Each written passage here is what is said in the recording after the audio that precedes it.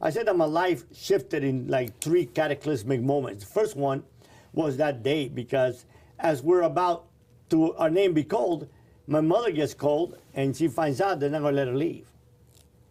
And they said they made a mistake. But her father was a very, very big figure in Cuba years back, and she was very vocal about, you know, her anti-communism stand. So she was, or he was? No, she was. My mother. She was also vocal. When you say vocal, what does that mean? Vocal? In other sense that, for example, one of the things that Fidel did is, let's say your son, all of a sudden, when he gets to be 12, and you're living here in Boca Raton, he's going to take your kids from your house and he's going to send them to California, and he's going to send some kids from Texas to your house. Why? Because as we're going to school, they have what they call the pioneers. And the pioneers, like the Boy Scouts, but it was their way of indoctrinating the youth, right, into the communist ideal. So if I go home and I tell my mom, like I would, what I learned in school, right? There's no God, that's just poor excuse for the poor. And my mother gives me hell, well, it stays there. But if I come home and I'm living at your house and your wife tells me that, oh, that's a bunch of BS, and I go back to school and tell the teacher, your wife will go to jail. Got it. What a way. So he broke up the family. So he was breeding snitches and how to break up families. Oh, I mean, the first thing he did, as far as snitches was, every block had a snitch.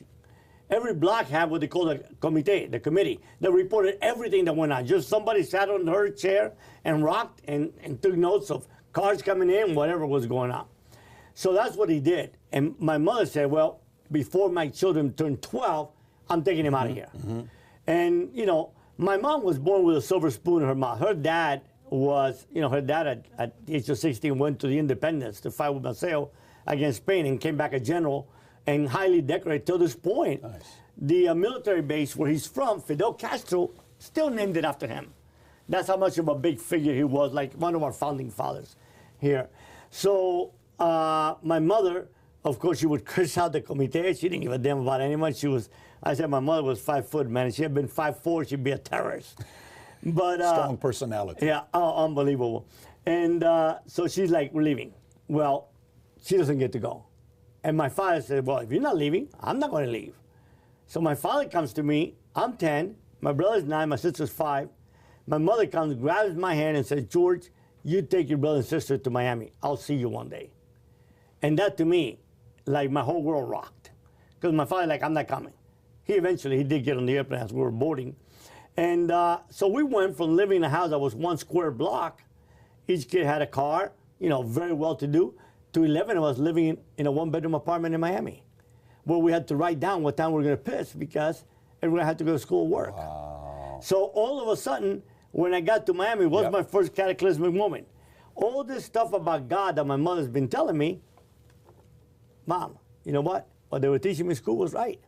There ain't no God. This is all BS. If we're coming from Cuba to be with God, and this is God's joke, you know?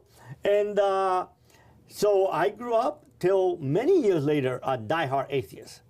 And then the next day was when this drive in me awoke. I encountered my American dream. What was that?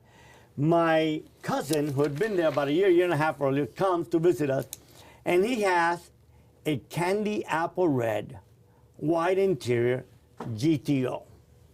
Man, Patrick, it was like, this is it. The day I get that, I'm going to be somebody in America. Yeah. But, you know, my father was a man of unbelievable principles. You know, my father, we had no food to eat. You know, we'd get 2 raw eggs and this powdered milk that they give us that till today I take milk and I want to vomit. And that's all we would have till dinner time. And dinner time was rice and beans. He's making 85 cents an hour, minimum wage, doesn't speak English, 40 years old, 3 little kids, rent $80. I mean, we're literally going through hell. Well, I found out that my friend has lunch at school. And man, to me, it was a big discovery. I couldn't wait to get home and say, hey, Dad, I found out my buddy, he has lunch. He has a sandwich. To me, a sandwich is like now having a 3-pound lobster. And he's like, you know the old generation, they didn't speak much, you know, kids were meant to be seen, not to be heard. Yep. So he just nods his head, and he's like, I said, he tells me he gets food stamps. I said, Dad, do you know about food stamps? And he's like, nods his head. I said, well, why don't we get food stamps, Dad?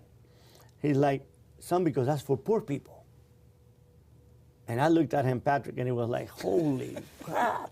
We're not even poor yet? You mean we still got to climb our way out of wherever that's called to get to poverty? I said, Dad, we're not poor? He pointed a finger in my chest, said, no, son, we don't have any money. People that take money from the government are poor and going to stay poor. You figure out how to get up early and help feed your family. I was 10 years old. I weighed probably 90 pounds. Unbelievable. And at 5:30 in the morning, I've been getting up ever since that day, and I'm 65 today.